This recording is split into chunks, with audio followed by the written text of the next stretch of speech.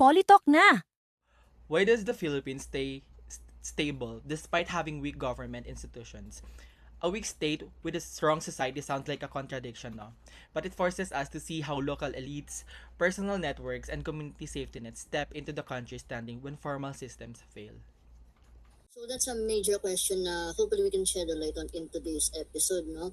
So how has the Philippine state managed to stay highly resilient despite weak institutions? So along with us today is yours truly, Kaiser, Atasha, Lance, Milagros, Amanda, and Isidore. So also here with us is Miss Gabriel Di Maandal or Miss Gab. Miss Gab is a political science graduate of Manuel S. N. Verga University Foundation or MSEUF and is currently taking her master's degree in Masters of Arts in Political Science at UST. She currently teaches at the College of Arts and Sciences at her alma mater. Welcome to the podcast, Miss Gab. Hello, good day everyone. Thank you for inviting me again. I am very happy to be part of this conversation since it's very important in understanding the Philippine politics. So, Ma'am Gab, at a glance, ano naisip mo pag narinig mo tong question ko? Why does the Philippines maintain stability despite ang inadequate governmental institutions niya? For me, the simple answer is the Philippines survives not only because of the formal institutions, but because of Filipino society itself. So what I mean is nandyan yung pamilya, nandyan yung local communities, nandyan yung civil society, media, schools, churches, LGUs, and yung ating mga ordinary citizens who continue to adjust, participate, as well as respond, especially during crisis. That's actually very insightful po. So, thank you. So, today's discussion will be built on the text by historians Patricia Habinales and Donna Amoroso. So, in the states and society in the Philippines, we'll be discussing the paradigm of a weak state and strong society po. So yun na nga po, to really start off, as mentioned na weak state, let's focus on the weak state paradigm of the discussion po, no? So, a weak state is basically a government that's trapped in a cycle na hindi makadeliver ng basic services which causes the conflict na hindi rin nila ma-resolve. It happens because the whole system gets concentrated by powerful elites and politicians who treat public resources like their own personal banks. Additionally, here's the real kicker po, no? Even though everyone agrees that the country desperately needs a stronger government to fix this, people are still scared to build one because they are haunted by a long-standing history of corruption and the authoritarian rule as well. So, strong society naman is ang state whose stability is reliant on informal social networks and sa connections rather than the formal government na typically nagpro-provide ng stability sa bansa usually. So this means that the Philippine state does not survive despite its weak governance, but it survives because the informal networks and systems are strong enough whenever the formal systems fail. So before we further go, Miss Gab, why is it important na pag-aralan yung Philippine politics beyond the surface level? Mm. For me, kapag kasi sinabi nating weak institution, hindi naman ibig sabihin wala lang institution yung Pilipinas, di ba? Meron tayong constitution, may courts, may congress, but the problem in this is that these institutions do not work effectively. Di ba may batas tayo, pero minsan ang hina ng implementation. May accountability, pero minsan selective, right? So may mga elections pero may vote buying, may political dynasties, may disinformation. So hindi ito always yung weakness na sinasabi, hindi siya about absence ng rules, but it is the gap between what the law says and what happens in real life. And again, I'm not saying na kapag sinabi natin weakness, it does not always mean collapse. Kahit maraming problema yung Philippine state, it continues to function kasi meron tayong mga ordinary citizens, tayong mga Pilipino who are very socially and politically active. We vote, we complain, we organize, we protest, 'di ba? Especially ngayon yung mga youth natin, Generation Z, sobrang active nila. And we help as well as we demand action. So, sobrang importante na alamin natin yung behind this context kasi malalaman natin kung ano yung root ng problema. And itong public participation na to, it keeps the state alive. So ano din po, let's expound more sa weak state. The authors of State and Society of the Philippines argue na understanding the interaction between state and social forces ay key kung paano explain ang endurance at ang limitations ng political system sa bansa. So Ma'am Gab, paano na ma-manifest ang pagiging weak state in Philippine society nowadays po? Mm. Yung Philippines kasi, matagal ng sakit yung pagiging weak state nito. And I think na ma-manifest natin yung pagiging weak state, it is because yung mga Filipinos, they don't learn from history. Pero, yung reason kung bakit tayo nag-go on dito sa weak state na to is because na manifest din natin yung resilience ng mga tao. So I think one of the reason dito sa resilience na to is yung continuity dito sa Pilipinas. Yung continuity din sa electoral processes natin. Meaning, even na hindi perfect yung ating elections, regular itong nangyayari. So meaning, yung elections natin, it gives people a chance to replace leaders and express frustration and demand change. So yung sinasabi nyo na kahit dominated pa rin ng elites yung political system natin, yung mga politicians natin, they cannot completely ignore the public because they still need the votes and yung legitimacy. Another thing kung bakit na ma-manifest natin yung pagiging weak state, it is because we don't demand enough dun sa mga nakaupo. And dito papasok yung role ng civil society.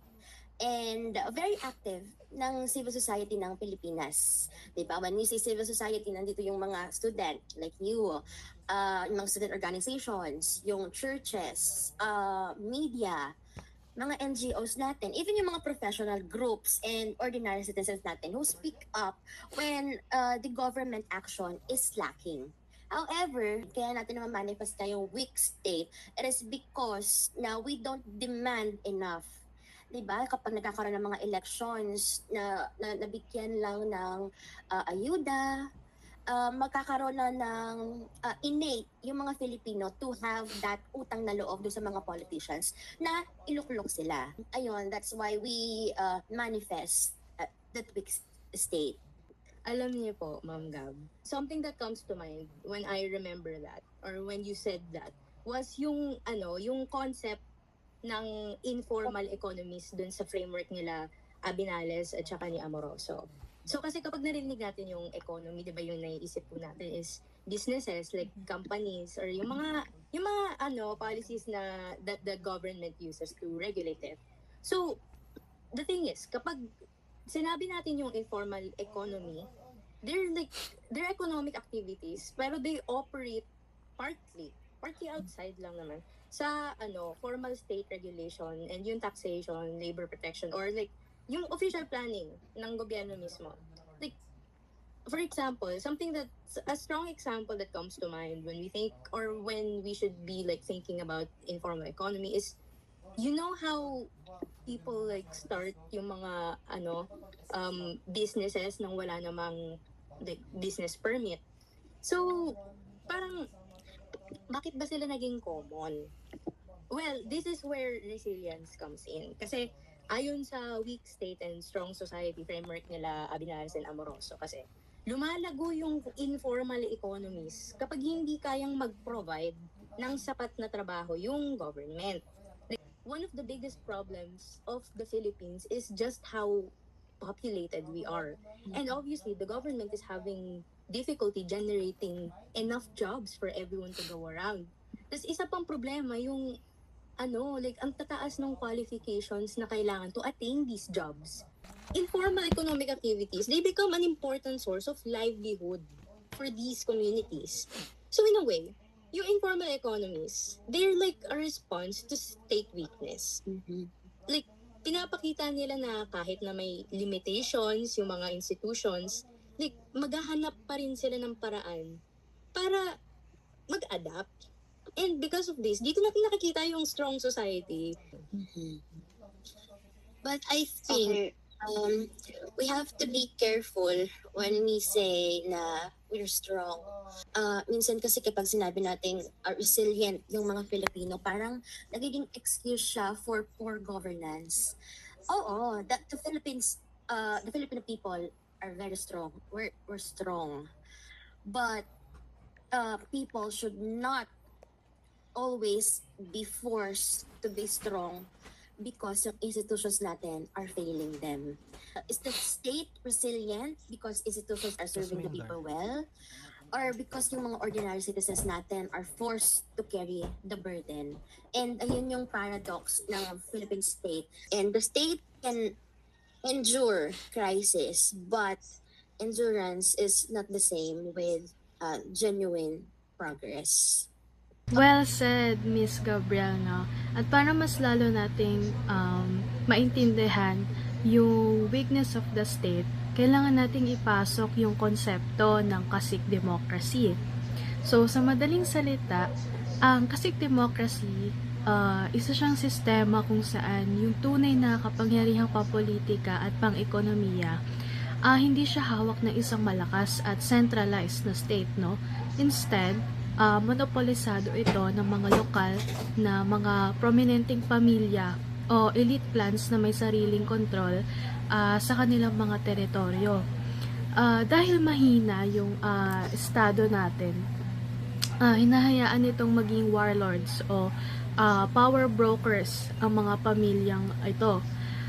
Kung saan ginagamit nila yung posisyon nila sa gobyerno para protektahan at palaguin yung kanilang pansariling negosyo at interes. So, ngayon, paano ba nagko-connecta yung informal economics at ang kasik democracy? Napaka-symbiotic ng ugnayan nila, no? Dahil yung kasik democracy, lumilikha siya ng isang mahinang state, no, na kulang sa regulation. Nagkakaroon ng malaking space para umusbong yung mga malalaking informal economy, yung mga transaction na labas sa formal na buwis, mga batas ng pamahalaan. Pero ang matindi rito, no, ang mga lokal na dynasties o kasiks na to, hindi nila pinapatay ang informal economy. Bakit? Kasi ginagamit nila ito bilang tool, no? Pinapaluwagan nila yung mga informal sectors sa teritoryo nila para mas lalo silang maging makapangyarihan bilang mga gatekeepers ng yaman at resources. Ang informal economics ang nagiging gatong para mapanatili ng mga dinastiya na ito yung kontrol nila sa mga ordinaryong mamamayang pang walang makialam dun sa sentral na gobyerno. Kaya para mas maintindihan natin yung reality na ito, no, gusto kong itanong si Miss Gabriel, in what ways do these informal economies worsen or benefit the citizens living in the dynasty's territory? So, paano po ba ito nararamdaman ng mga ordinaryong tao sa ibaba? Okay, so yung informal economies natin, it can help and worsen a weak state at the same time. They help because they give people immediate livelihood. Diba? So ngayon, yung informal selling, it becomes a survival strategy para sa kanila. It allows yung mga pamilyang Pilipino to earn even without the full state support. And in this sense, yung informal economy, it becomes a shock absorber. Ibig sabihin, it prevents yung total social breakdown ng Pilipino kasi they still find ways to live. It also helps the economy in ways na to move forward. Na kahit maliit yung kita, umiikot pa rin yung pera sa community.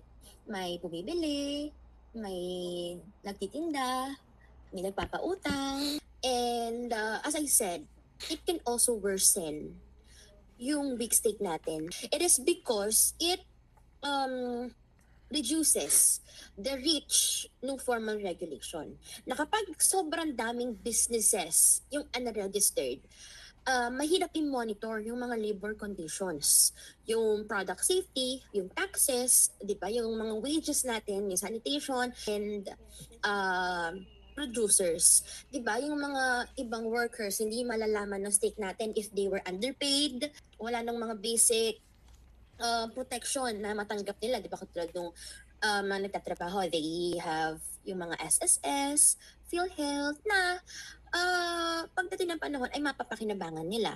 And it also worsen yung inequality kasi yung ang poor at small informal sellers, they often operate without protection. Pero yung mga elite clans, yung mga bigger businesses, they can use connections to avoid yung rules and they dominate the markets. Diba katulad sabi kayo sa democracy. So ngayon, yung informality, it becomes unequal. And the poor are informal because they have no choice. The powerful naman, yung mga the powerful are informal or yung mga semi-formal because they can escape the accountability. And it can also strengthen yung patronage. Meaning, kapag yung livelihood mo ay nakadepende sa tolerance ng mga local officials, mas madali kang makontrol politically. Sa madaling sabi, they help to survive in the short term, but they can deepen yung dependency, yung inequality, as well as yung selective enforcement in the long term. Let's move to the next part po, which is the strong society aspect. Since if our institutions are very hollow, bakit po hindi pa tayo nagko-collapse into anarchy, di ba? Because when institution fails, people rely on the patron-client bonds. In simple term, let's say, a politician and yung mga tao sa specific lugar na yon. So the patron provides aid, protection, or access to the resources while the client offers their loyalty, support, or service in return. These systems often happens when formal institutions are weak. Hindi na nila na-deliver yung basic needs and services ng mga tao. They benefit doon sa services na binibigay ng mga patrons. Then, as Filipinos kasi, we have this thing, yung nasabi niyo po kanina, which is yung utang na loob. So, due to that po, they offer their loyalty and support to that patron in return for their services. Therefore, patron-client bond serves as society's main safety net and a way of governance and ensuring their survival and stability. However, it makes a welfare a personal favor rather than a right. I have one question po sa inyo, Ms. Gab. What do you think are the visible effects of dominant patron-client relationships on both national and local governance po? So, as we've said, yung patron-client bonds, it really serves as a society safety net, especially in places where formal institutions are very weak, hence the Philippines. So, ang effect niya is mixed again. May short-term benefit, pero may long-term damage. So, at the local governance level, yung patron-client bonds can make the services faster and more personal. So meaning, halimbawa, may mga nangangailangan ng mga medical assistance or scholarship or job recommendation. Instead na dumaan sila doon sa slow and formal processes, lalapit sila doon sa politician or doon sa local patron. And for the citizen, para sa mga citizens, this is helpful kasi may immediate response. Pero ang downside niya is mas naging personal yung favor. And instead, na right ng citizen, yung tulong, naging utang na loob na siya. Na kapag tumanggap ang tao ng tulong, may expectation na susuporta siya sa susunod na election. So, sasama sa political activity, hindi ko kontra. So, yung local governance, it becomes less about the equal service, which is right naman ng mga Pilipino. And at the national governance level, yung patron-client bonds, it can shape kung paano yung mga resources ay nadidistribute sa mga Filipino. So yung mga national politicians, minsan nakadepend on local clans to deliver the votes, di ba? Kaya nga, minsan talaga kinukuha nila yung ganitong region, nagkakaroon talaga ng block, right? So, in return, yung mga local elites po natin, they receive the projects, yung mga appointments, yung mga protection, di ba? Yun yung natatanggap nila in return. So, instead of a strong national institution, directly na nagsiserve doon sa mga citizens, yung power is it passes through those brokers. And this affects policy because the decisions may be guided not by public need but because doon sa political alliance. So yung patron-client bonds, it may help the state to survive, but they also weaken the democratic accountability. Kasi nga, as I have said, nagbabago na yung intention nila kung bakit nila ginagawa yung isang bagay. Ayan po. So, yes, I can agree. So, if we summarize it naman, so from the patron client, so when we talk about Patreon, yun nga, it's like a higher status, they use the wealth, influence, and the community influencers. While the client, of course, they needed protection, resources, opportunities, of course, especially when you're from the lower status. To think of it, it's more like a boss to clarify it. So, to understand more, I will be introducing the bossism in the local politics. So, what's it about? This refers to a form of local political domination in which powerful politicians, clans, or bosses control territory, votes, resources, and sometimes violence. Sa kaugnay nito na talakayan ni na Abinales at ni Amoroso tungkol sa mga elite, mga pampolitikang angkam at mga oportunistang politiko na ginagamit ang posisyon sa pamahalaan bilang sangsang, or in other words like a booty, at karaniwang tinatawag na trapo or popularity denigrated as trapo. So, Ma'am Gab, I want to ask po, how do bossism and political monopolies affect the mindset and choices of Filipino voters po?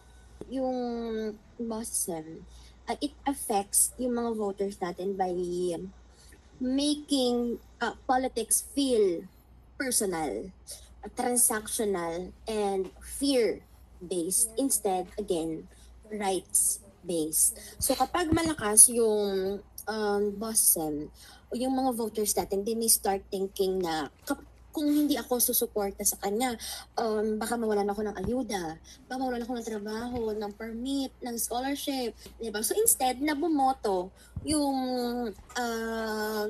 voters based doon sa platform, sa record, or doon sa policy, napipilitan yung iba na bumoto based on their survival. Kasi hindi laging dahil gusto nila yung isang tao, but because the boss controls access to the resources. Yung mga voters talaga natin, they may feel morally obligated to return the favor. Through what? Through votes lang naman. Diba? Kasi yun lang yung way to pay doon sa ginawa nila para doon sa mga ordinary citizens. Ngayon, yung public service natin, it becomes a personal debt. Natatanim na sa mga isipan nila na hindi, ganito talaga yung politika. Talagang magbibigay ng ganito. Kailangan natin na in return is yung loyalty. Diba? Kapag talagang matagal ng hawak ng isang clan, yung lugar, yung mga voters, nakita na nila sila as natural rulers. Meaning, again, nagkakaroon na ng innate doon sa mga tao na sila lang sila, yung ilukulong, sila lang sila, yung pagkatiwalaan kasi matagal na sila yung may hawak sa isang lugar. Ngayon, because of this, nananormalize yung mga dynasty. yung fear, yung dependency. And it can also produce silence, meaning na yung mga voters po natin, they avoid criticizing the local bosses kasi they fear the consequences. So ngayon, because of that, yung mga political preference nila, it can affect yung relationships, yung employments, yung permits, and yung access to health. Kaya talagang nanonormalize din yung patronage nila dun sa taong nakaupo.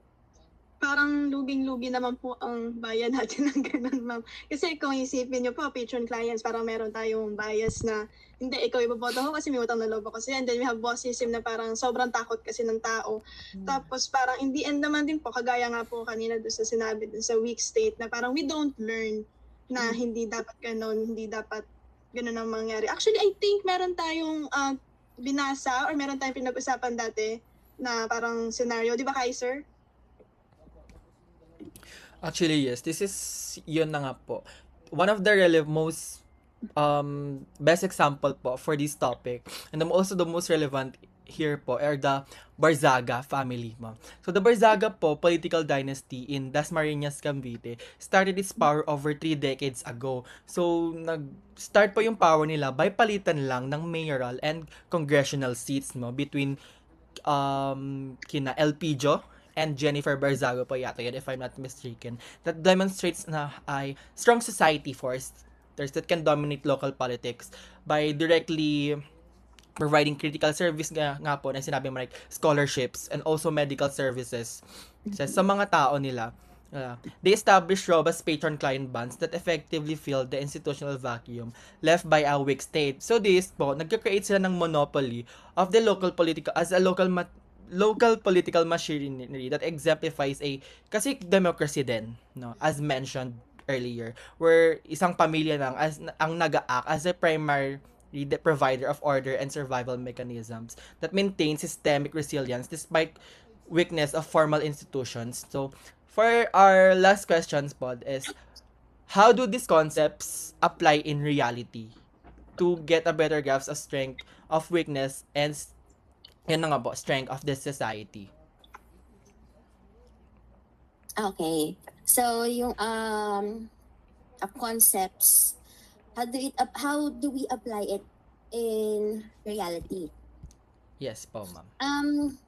In reality, itong mga concepts ito, they show up in everyday politics, lalo na sa local level. O halimbawa, kapag for example, may small vendor na walang permit, technically, pwede silang hulihin or paalisin. Pero, kung may kapit siya doon sa barangay, market office, or even yung local politician natin, pinapayagan siyang magtinda. So, dito makikita yung weak state, yung informal economy, patron-client bossism, and hindi rule of law yung main protection niya. But, yung protection niya is yung relationship. And sa election naman, for example, may mga botante na tatanggap ng ayuda, medical assistance, scholarship, or job recommendation, yan lalo na job recommendation. Hindi ito tinitingnan as government service. Tinitingnan na to as personal favor. Diba? Kaya kapag dating ng eleksyon, may pressure dun sa tao na bumoto out of utang na loob. Kasi dito naman papasok yung ano yung pinag-usapan natin, yung bossism at saka yung kasik, democracy. And another example, sa business side, di ba, in reality, as I said, everyday talaga, ito na-apply sa realidad natin. Sa business side, may mga elite clan na may control sa politics or sa negosyo. So since may influence sila so when it comes to permits, contracts, zoning nung mga franchise, mga public bidding kasi yan, may mga ganyan, may mga public bidding talaga na nagaganap. And yung local enforcement, mas madali nilang mapapalago yung kanilang mga negosyo. Meanwhile, yung mga small businesses natin, they remain dependent and vulnerable. So, in this example, we can see yung elite monopoly and informal economy. And hindi lang siya sa local nangyayari. Lalo na sa national level nangyayari, di ba? Yung mga national politicians natin, they rely on local clans to deliver yung mga votes. Na in return, yung mga local clans na ito ay they will receive yung mga projects, yung mga funds, yung mga appointments, yung mga political protection, 'di ba? So kahit democratic yung system natin, yung powers, it still passes through those brokers. So in reality, naging ganon yung cycle na weak institutions, they make people depend on patrons. Yung patrons natin nagpo-provide siya ng help, ng access, ng protection, and yung mga tao ngayon, they repay through loyalty and votes. So yung mga elite clans, they maintain the power. And yung power na yon, pinoprotektahan nila yung mga businesses and yung mga interest nila. So, in this cycle, nakikita natin na yung state, they continue to survive. Pero, yung mga institutions natin, they remain weak. And in reality, sa realidad natin, yung Philippine state, they often works less like a natural machine. Pero they work more on like a networks of favors of families and survival ties. So yun, ginagamit nila yung mga concept na to in order for them to stay in power.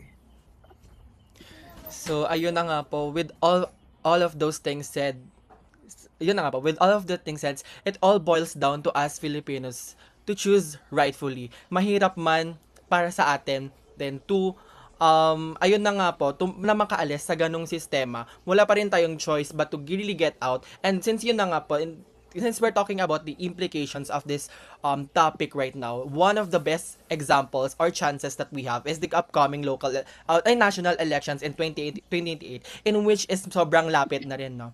With all of that said po, we thank you, Miss Gab, for your time, for joining us to discuss the weak state and the strong society framework and how it applies to realities of Philippine governance. That will be all po, ma'am. Thank you po. Thank you, everyone.